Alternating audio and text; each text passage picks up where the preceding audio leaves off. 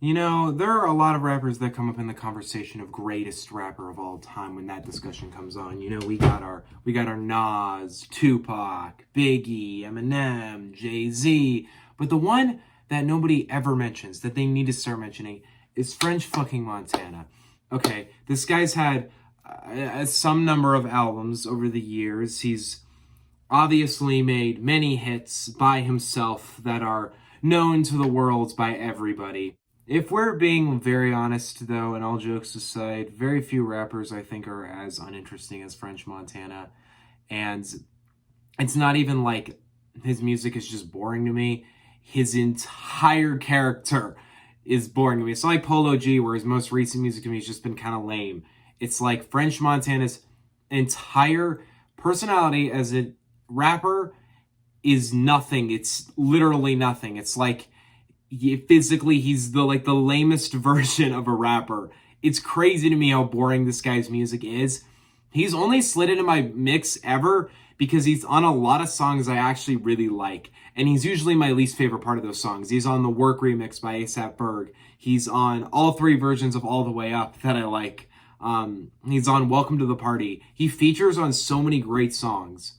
And he's always the part of that song I dislike. Whenever I'm listening to the Work remix, I swear to fucking God, he ruins the entire energy. A$AP Berg has this crazy verse, and then here comes French Montana like, What?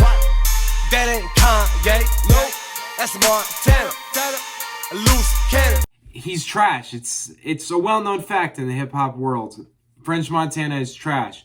But this guy decided to spend a week on Twitter, and this is crazy because I think They Got Amnesia, this new record of 2021, had arguably the funniest rollout I've seen of an album all year. There were some great rollouts, there were some terrible rollouts, but this one's rollout was hilarious to watch because it started on Twitter, and it was a consistency of him trying to explain to people why he should be considered one of the greatest and like this amazing legend and all the important things he's done in hip-hop, all the important things he's about to do, and all of it just being completely shut down and clowned because none of it's true.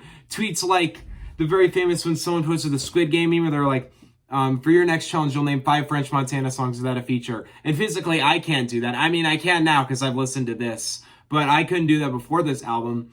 And then French Montana replied to it with like 20 songs that are his solo, and then he said, "Now shut up, I'm about to come back," or some shit. Even my friend K Villainy literally ratioed him after that. It was hard to watch because he basically said the only person who can name 5 French Montana songs without features is French Montana himself. I guess we'll just kind of start in a high gear. There is somewhat of a concept to this record. It's not really. He likes to pretend there's some theme to this album, but the theme is very, very, very loosely. I guess in 2019, he had some kind of drug overdose or something, and he was in the hospital.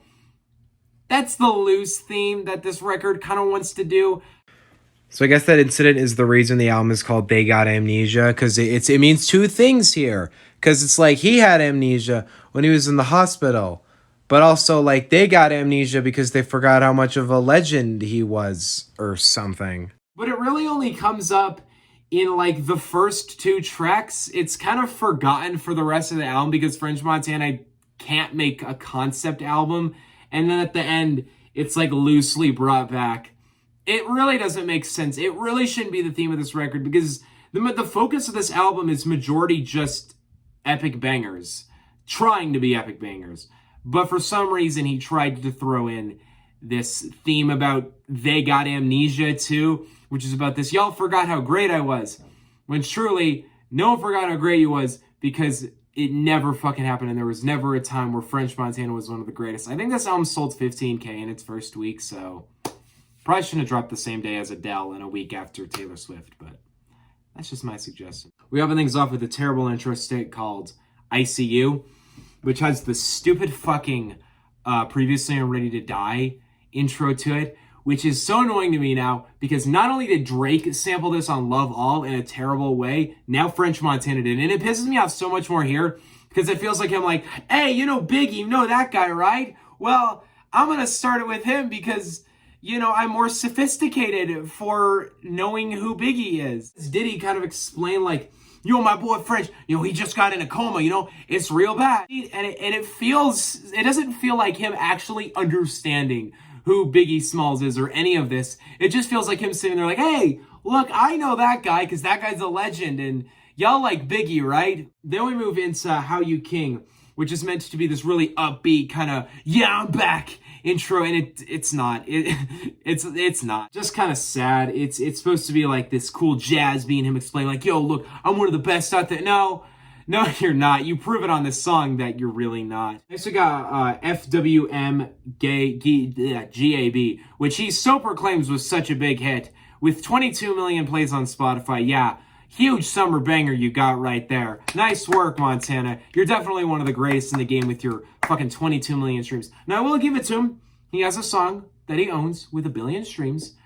It's definitely not just because of Sway Lee. I need to ask this, whoever told French Montana to sample Hips Don't Lie and turn the pitch up needs to be fired immediately because they do not know what good music sounds like, because this is not a good sample whatsoever. We move on to the single that came out a week before this called I Don't Really Care, which is actually probably my least favorite song on the whole album. And it's not just my least favorite song because the whole theme of the song is just so bizarre to me, but the problem with the song is it is the least centered song in the theme.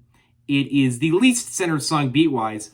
It is a lifeless ball of nothing. There is physically nothing I can get from this song. It's not even a banger. Like, the thing that's so crazy about this album to me is he doesn't have a lack of producers. He doesn't have a lack of features. He just somehow has no idea how to pick a beat that sounds remotely enjoyable or remotely hard at all. This beat is so dry, it is sad. And trust me, the beats get even drier than this song. And it is nothing. It's physically nothing. It's a paper-thin song. Then we get Touch the Sky with Rick Ross and John Legend. You were very sophisticated by putting John Legend on your album. And here's the thing about this album. This album has a lot of features on it. And that's cool, right? You know, you got some cool faces on this. But none of these features haven't already featured on like 5 other 2021 albums. These are not rare features at all. They're all features that are clearly kind of easy to get if you have some kind of notoriety in the hip-hop world right now. And Rick Ross pretty much half-asses it. It's even subpar for Rick Ross, who does so many features at this point that a lot of them... Get off! And you have John Legend here, who doesn't really try that hard, but he's still good because he's John Legend, so I'll give this album that. It has an all-right John Legend performance. Everything about this song with the really deep violin beat with French trying to get real emotional and not really accomplishing that. Yeah, no, it's utter garbage. And next you got Mop Stick, which I am impressed by how boring this song is. It is so goddamn dry. Kodak could not have cared less. No feature on this album cares, but this one was special. And then we got Stuck in the Jungle. Which you have no idea how disappointed I was when I had to hear Pop Smoke's vocals over this track. It just made me sad because I have this feeling now where I feel like so many artists are abusing these Pop Smoke posthumous features. There are so many albums he's been on this year that he should have never been near. This is one of those. He should have not been near this. It is annoying. It's not even really a good Pop Smoke feature because we've wasted everything good that Pop Smoke clearly had recorded before he died, considering how garbage Faith was. But on top of that, the beat does not fit with his vocals at all. Lil Durk's there, whatever. Next we got Handstand with Doja Cat and Saweetie.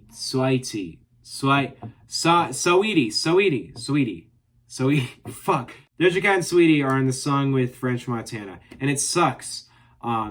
It's utter garbage. I don't even know why Saweetie's on here. Like, why do both of them have to be on here? They literally do not need to function together. It's like neither of them even have a verse. They're both given this really lame hook. Neither of them could have cared less.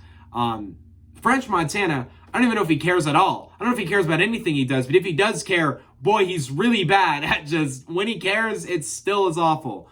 But this one is especially boring and especially annoying because I really like Doja Cat. Now we got Panicking, which I'll be honest, I kind of like Fivio Foreign's verse on this. You know, I actually think he does pretty nice on this one. That being said, French Montana is fucking garbage, but hey, Fivio. Now we got Didn't Get Far, where we're trying to really reach emotionally. You know, we got Fabulous, you know, here. It's gonna get really deep, you know. It's gonna be really personal. It's not. It's They Got Amnesia. Do you think this album could get any deeper other than just I'm rich and I fuck bitches? Because that It's as deep as it gets. Next we got The Paper. How are we only at track 11? Tonight Only has the Harry Fraud tagline at the beginning, which was so depressing because he is such a great producer and he does not care on this beat at all. It is sad. I would actually assume French and Harry have a connection because of the plugs I made too. Next we got Business. And now we got Push Start, which, listen, Coil Ray and 42 Dugg are not very good artists, in my opinion, and it's apparent on this song. But the biggest thing I got from this song was it hit me. French Montana has got to have something wrong with him to listen to this song and then think to himself, that's a banger. Next we got Striptease. Yeah, no. Bag Season, beat-wise, and just generally the whole track with the Lil TJ. Did you just get the leftover scraps of Polo G's? Hall of Fame 2.0, I'd actually say. Because this sounds worse than anything on those albums, but it actually would kind of fit on both of those albums. Then we got Fraud. Actually, the beat on this song, I'll admit, isn't awful. The rest of it is, but the beat's a little nice, I guess. And then we got Prayer, which, oh my god, this skit pissed me off so much. It's the only thing on this album that physically makes me annoyed, really annoyed. I mean, the album as a whole is really boring and annoying, but this skit is specifically annoying me.